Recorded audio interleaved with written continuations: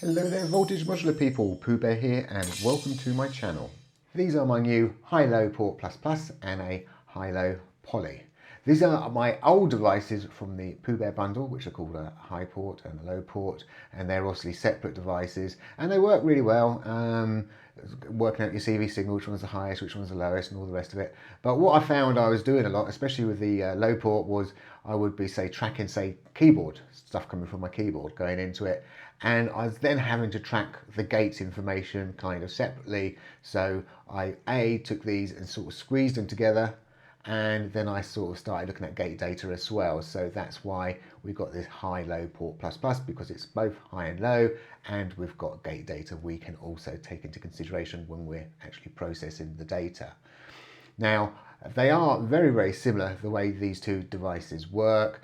I suppose the big difference really comes down to the gate information. So we've got pairs. So if the gate is plugged in, and obviously when you say play a chord or something, and you've obviously got your signal coming in, then ports will then be evaluated if it's a high or low, which one's the highest, which one's the lowest, and send it out appropriately.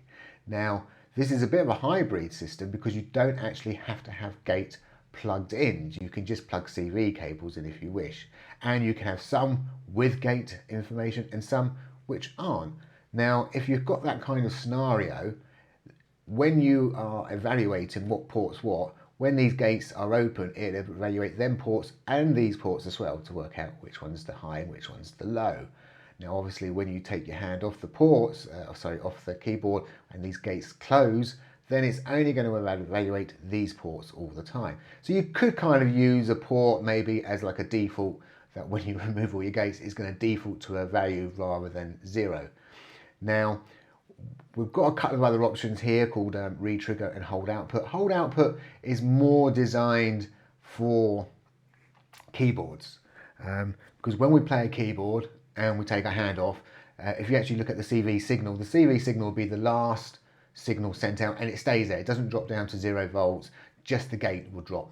So the actual CV signal for the note or the pitch data stays the same.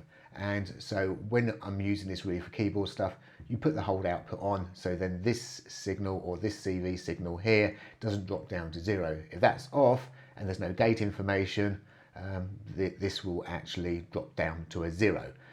If you've got just CV signals plugged in with no gate, and it doesn't matter if you're in hybrid mode as well, so these might have a gate plugged in or not. If there's no gate input coming in and it's evaluating one of these signals, it will automatically push out a 5-volt signal out the gate. So it might say, oh yeah, this one without a gate information is the lowest, so I'm going to push it out there, and I'm going to make that gate high as well, so it gives it high. We've got a retrigger mode. So with a retrigger mode, I could come along, again, I could sort of play my keyboard, and I might change a note. Well, all these gates are still being active. So because they're active, these ports are high, well, I'm just going to send out a new pitch.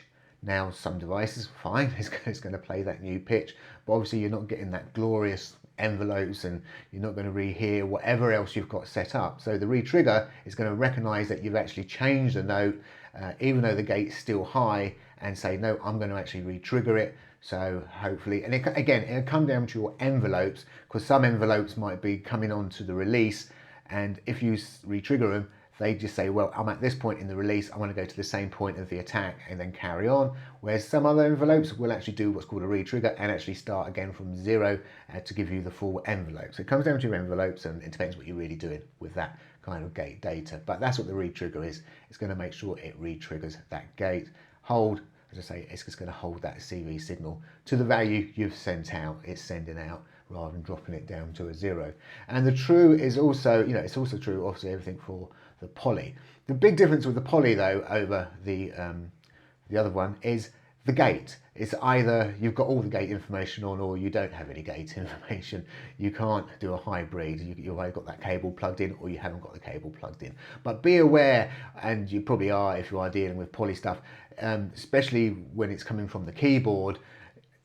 It doesn't quite do a round robin.